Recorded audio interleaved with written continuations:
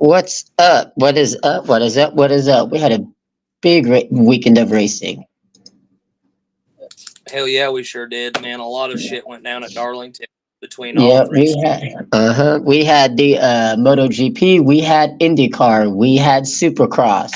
Up soon we have Monaco coming up. We got the Monaco Grand Prix coming up, the Indy 500, the Coca-Cola 600. We got a lot to talk about today. Oh yeah, Let's start with the French Grand Prix of France for MotoGP. Your podium was Martin Marquez and Bagnaia was your podium for MotoGP that raced in France on the Le Mans course where they run the 24 hours of Le Mans. So I think that's actually pretty freaking cool. yeah. To see Le Mans be run more than once a year, considering how much of a technical racetrack and how much fun it is to watch any whatever kind of cars, whether it's IMSA or the MotoGP or whatever it may be. That track's one of the best, most fun tracks to watch people take laps. Oh yeah, absolutely. And as I'm looking at their schedule, let's see what they got left. See if I can find their schedule for what they have left. Yeah, their schedule is really confusing because their race season never starts at the same time. Here it is. So they just had where is it? So they just had France, then they have they have Cantaluna, which is in Barcelona, and then they have the Italian Grand Prix.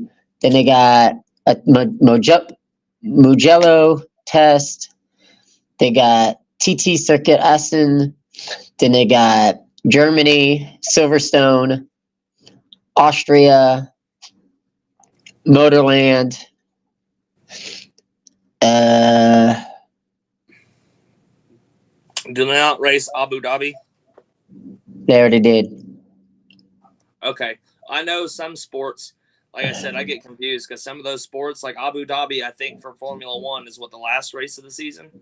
Uh-huh. A lot of them always mix it up. They never. The European. Well, no, they're not racing Abu Dhabi this year for MotoGP. Oh, that's interesting. Considering Abu Dhabi produces some of the best races. That is very true. That is very true. And ever since they updated their course as well. Oh yeah. I kind of wish that they would take the bikes back to Indianapolis.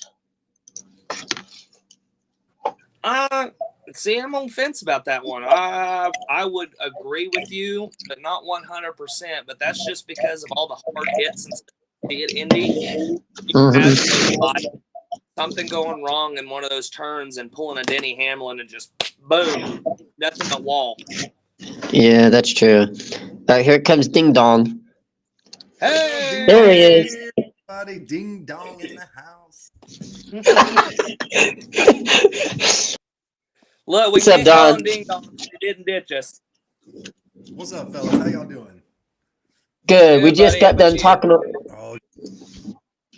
Yeah, we just got done talking about MotoGP. Right on. Good stuff. So we're gonna head. Jump in with. Nope, you're fine. So we're gonna head on over to the other two-wheel circuit, Supercross. Jet Lawrence is your Supercross champion for Monster G. Let's see. Here is your. Let's see. So the Supercross Championship was in Salt Lake City. Next is other half of the Super Motocross World Championships is the motocross portion, which will take place at Fox Raceway at Pala. So here are your final results for the Supercross portion of the World Tour. Jet Lawrence is your 450 SX 2024 champion. Cooper Webb finished second. Chase Sexton was third. Mac was fourth. So, and then your 250 SX West champions, RJ Hampshire. Levi Kitchen was second. Jordan Smith was third. Your finals of the SX East, your champions Tom Vile, Hayden Deegan was rounded out second place on the season, and Pierce Brown, and Kade Shock was third. So these are your final standings for the AMA Supercross Championship rounds. So now they're leading into the Pro Moto portion of the series.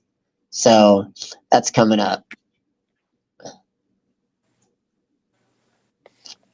So that's not too bad. How long does the Supercross run? The Supercross runs from January to May, but then you have their Pro Moto runs from May 25th to August, and after that it's the playoff. You got Charlotte, then you got Fort Worth, Texas, and then you got Las Vegas for the World Championship final on September 21st. I think the Las Vegas Championship, that's held at SoFi, isn't it? SoFi is in Los Angeles. This is where the Raiders play. Allegiant Stadium. Sorry, get those two stadiums mixed up. They look so much alike. I know, but so I kind of like now that they combined everything together with this cross and the Pro Motocross. It makes it more interesting, which means it gives these riders more opportunity to race for more points as it goes on. So that was good. And I'll be completely honest, I haven't followed Supercross news.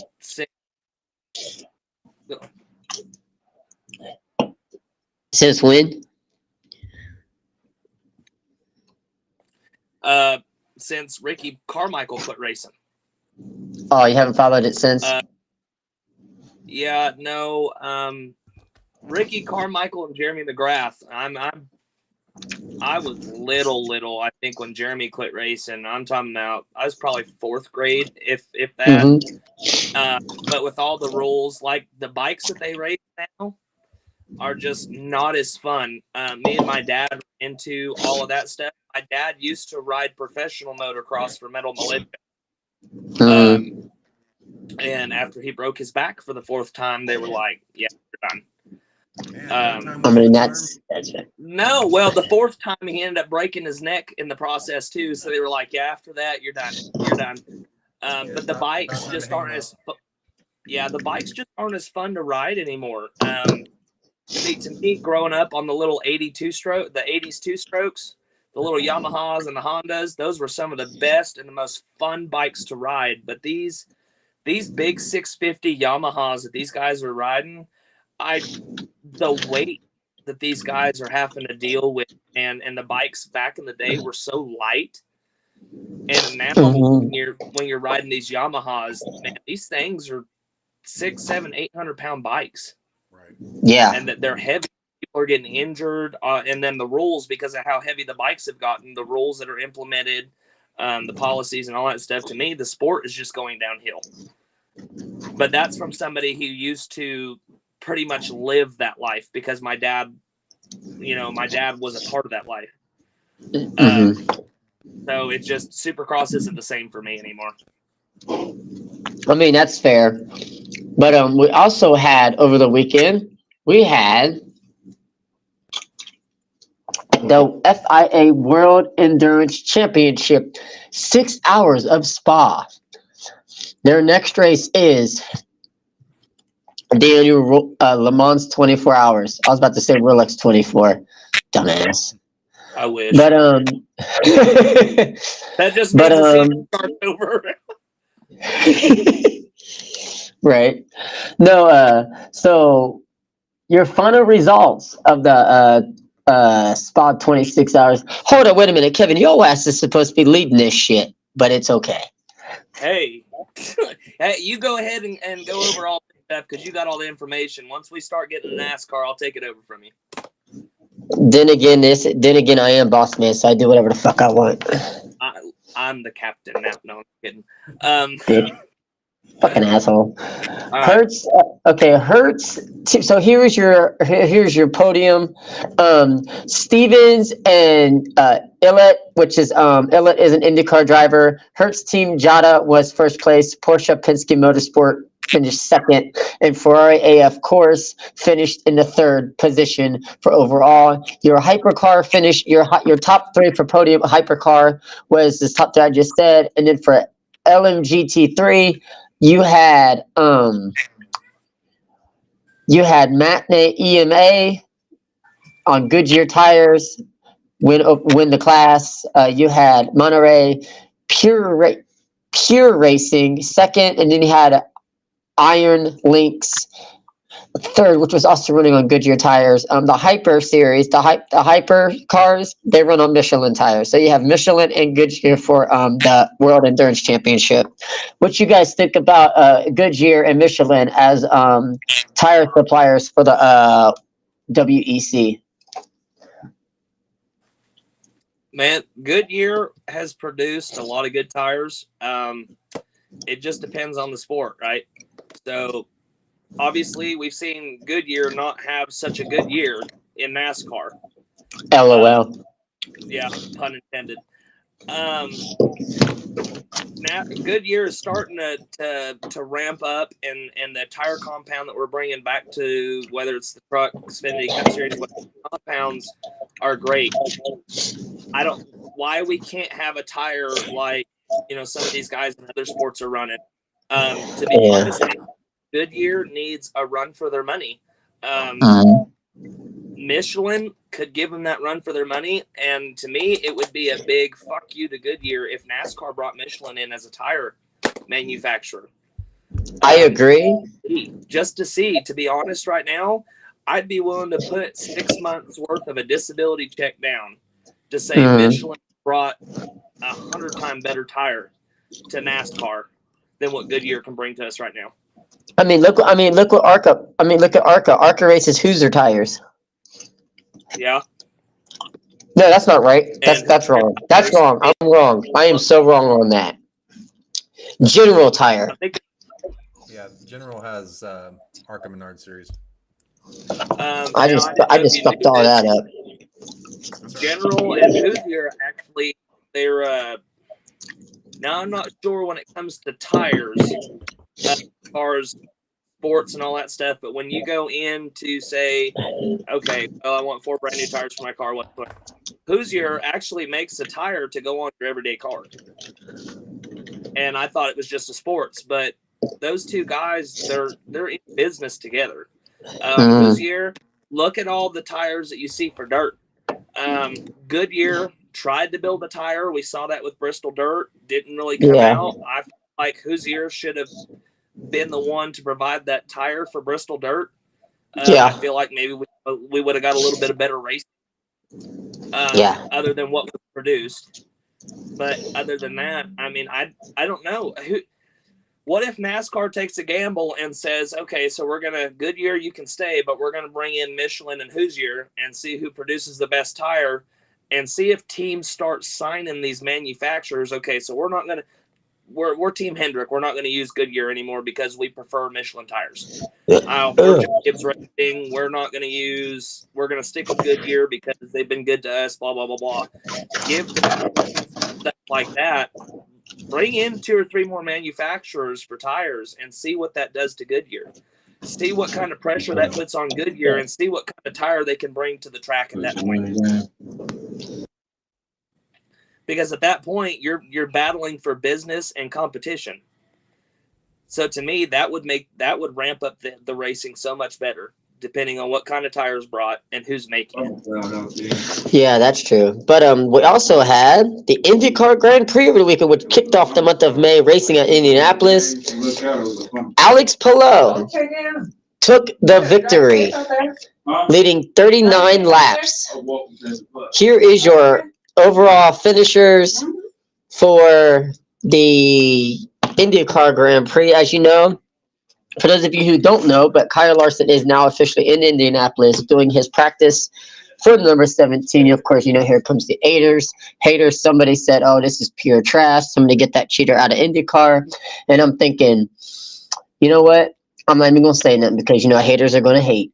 But so here was your top 27 cars racing the IndyCar Grand Prix. There was only one mechanical failure, and that was Santino Ferrucci, who finished 27th. He only completed 5 laps. Well, nope, that's not correct. He only completed 55 laps. So your overall winner was Alex Palou.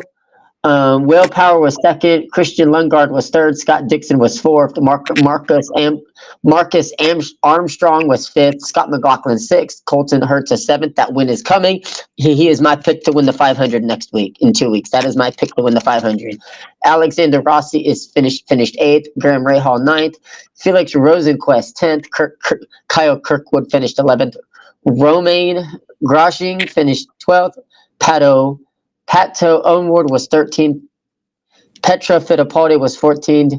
Kyphon Simpson 15th. Marcus Ericsson was 16th.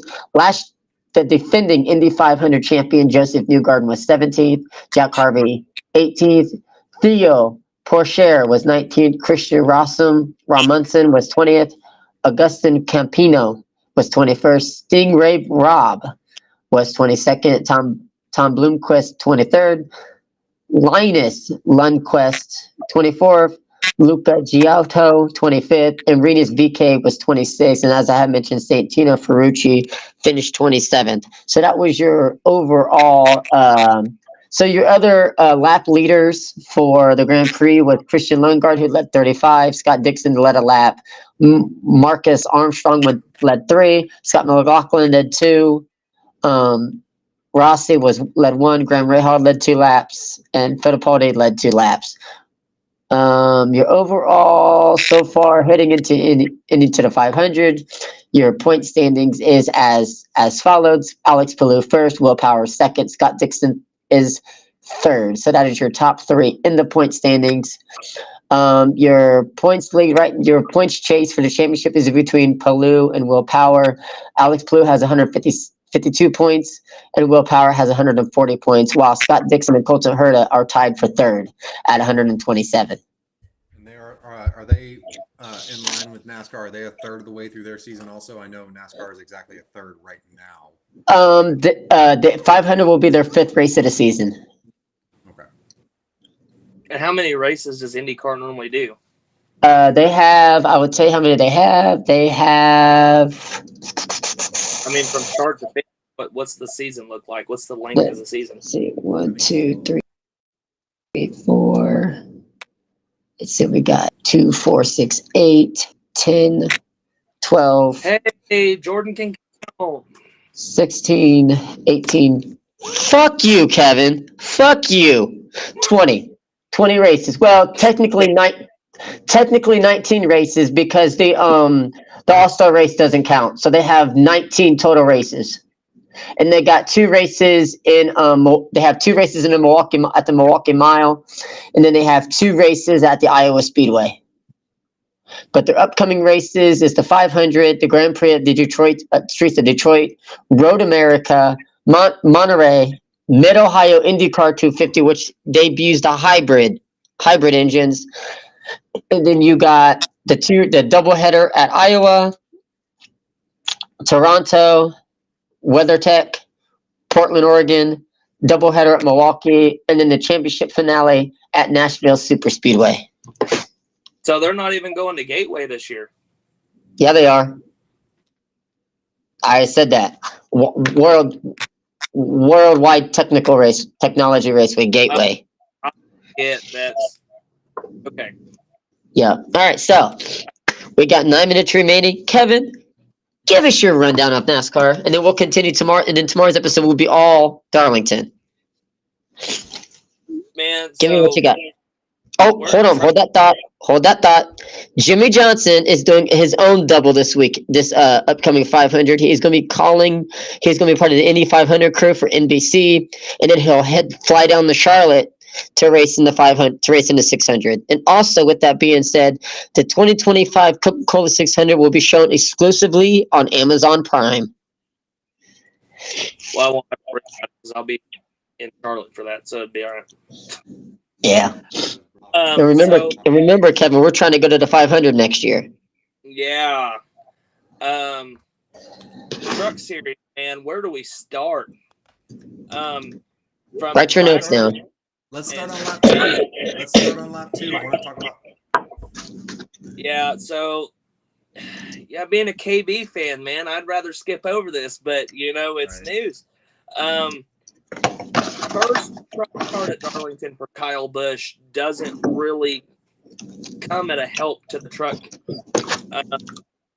Lap 2, man, fighting for the lead, and that repaving those bumps coming out of 2, it got the best of Kyle, locked it down, and ended up in the wall. They tried to fix it, and then a couple laps later, ends up back in the wall and then into the garage. They never really said anything really technical about the truck or anything that happened. That was pretty much a racing incident. Kyle said the truck. Yeah, Kyle said the truck was just hella loose, just to fire off. And I feel like those His brain was hella loose. If you're hella loose,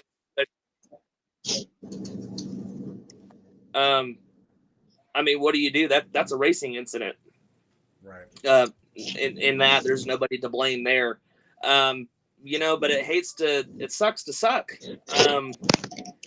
Because Kyle's never finished in a truck series in his entire career until Darlington this past weekend.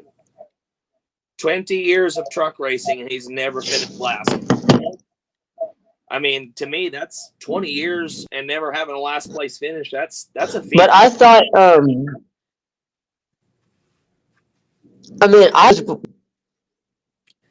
Not the truck series. He's never made a truck series start until this past weekend at Darlington. Are you sure? Yep. It was they were doing news.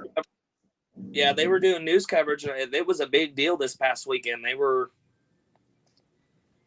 Kyle's never had a truck start. He's raced Xfinity. When did the truck start going to Darlington? I'll answer my own damn question. Quit several years ago, and then right after COVID, they brought the truck series back to Darlington. I figured it was because Darlington always was the first round of the playoffs. And we never really had a second date up until the last couple years. So when you're racing the Southern 500 that weekend, Cup drivers, once the playoffs start, the Cup drivers have to stay in Cup. They can't go down to Xfinity and truck and race those races. So you know what? I feel like that's probably a lot of it. You're right, because the truck series stopped going to Darlington in 2011. And I think they started back up in 2019? Or maybe right after COVID. 2020. Oh, shit. So, I hate it for Kyle. I really do, especially in the first start, man. He didn't even get enough information to be able to come make another start and to bring notes with him. So, if he makes another start here, it's pretty much another first round go at it. Well, let's talk about the notes that he is going to take from the exit of turn 2 on lap 2, and that's to not be side by side with another truck when you're going over that bump, because that's pretty much what really. The amount of air that gets taken off the rear end of these trucks and how they lift up, and then you add that bounce to it. I'm not surprised at all that Kyle went around in that position, especially when he's pushing that hard to get to the lead. Like, he was pushing, you could tell. Yeah, see, me as a Kyle fan, watching that, the hat came off, went flying across the living room. God damn it, Kyle. Right. And, but you can't blame anybody but Kyle. Right. But, the truck's hella loose between qualifying and practice, the adjustments they made, and now going into a night race where the temperatures are cooled. Right. Track's going to be they set up for a slick racetrack. I think they loosened the truck up way too much, and that's what had happened, But if Kyle would have just tucked in right there coming out of 2, rather than trying to fight for that, he might have spun. Who knows? But it might have been able to be caught, and he probably would have had a chance to win that race. Now, we never know. We'll never know. That's up for Ross Chastain, because that truck, man, Nice brought a rocket ship for Ross this weekend. Hey, I mean, absolute. And Don, man, you called it. I'm saying.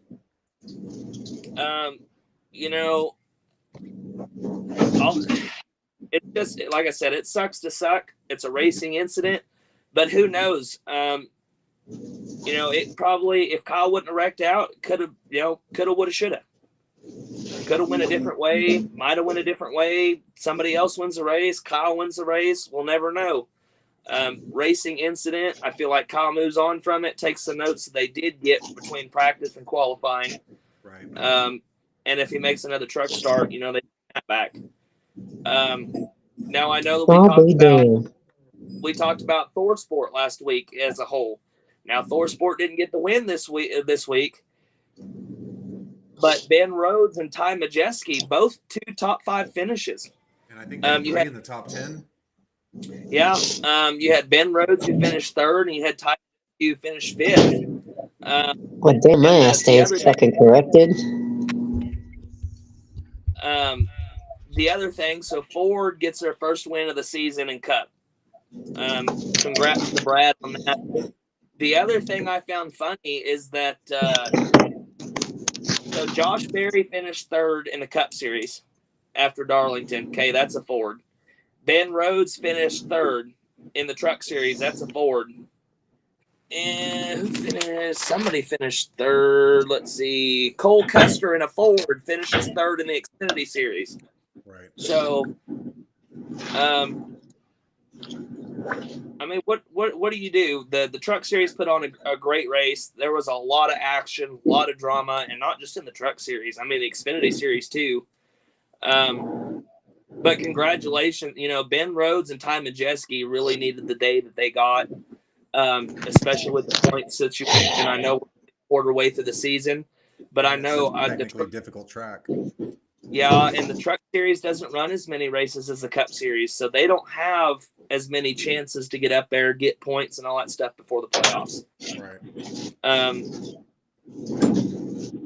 We'll talk about Junior Motorsport. So Chevrolet gets the win in the Truck Series this weekend. Chevrolet also gets the Xfinity Series. Justin Allgaier. Justin ran that, man. Right there, as he took the lead, the last end of that race, Justin he just checked out, gone. There was no stopping that man. No. And Junior Motorsports as a whole, they all finished within the top 15, minus Sammy Smith, who finished 32nd. I don't know what happened there. Speaking of Xfinity Series, who did Parker Kligerman, man? I just want to point out, Parker doesn't get enough recognition, especially the way that he's been driving this season. Several top 5s, several top 10s, finished 6th this weekend. I would say right now, we're only a third of the way through the season. I would say Parker Kligerman is a favorite for the championship. I mean, that team being built from just no money and nothing to Parker putting it in the top 5, finishing. I think his top finishing position has been 3rd in this car, and it's completely awesome because whoever was in the car before, they weren't finishing any higher than 14th or 15th. Right. So Parker's got talent, man. And then the drama with Haley Deegan. Sorry, Jordan, got to bring it up, buddy. That's another thing I called, by the way. Yeah, to me but the incident that is true. Deegan, this weekend wasn't her fault. I feel like it was a racing thing, but she got doored by a lap car. Somebody that should have been moving out of the way for the rest of the field. And she got doored. Did I say anything? But to me, Haley was running really good. She had a good pace. I feel like if that wouldn't have happened and she kept that car clean, Haley probably could have had a top 10. They brought a fast race car. But, I hate it considering, we never saw any of Dale's cars like that. Yep. So, and then the other guys that I really got to mention, Anthony Alfredo in that car. Power Motorsports. Yeah, he's come a long way. They had a top 15. They finished 14th this week. Coming from where he was driving for Dude Wipes in that car and just either wrecked race cars or not getting the finishes he wants, and then coming over to this car now, and man, old Pasta Man's on fire. SVG, well, he hasn't gotten a win yet. Yeah, they did. I feel like it. He got a top 15 this week. But go ahead, Jordan. It's on you, Jordan. Go ahead, buddy.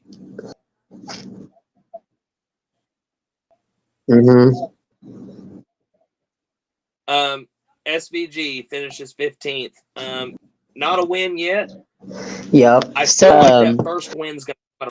So Kevin Dodd. So.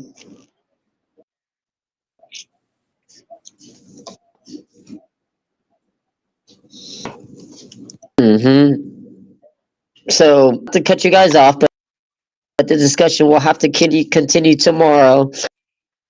We are at it. We are at a time for tonight, but we will continue this discussion tomorrow. But I forgot to mention Formula One that. Jordan, yeah, it'll come, but we are that's the show tomorrow about the NASCAR weekend at Darlington. And also, I did make a mistake on May 19th. Pierre Gaston, we will be in Monaco after that. Tomorrow's show, we'll discuss things Darlington, and we'll get to the topic of the Darlington Stripes and what's next for Kyle Larson, Indianapolis,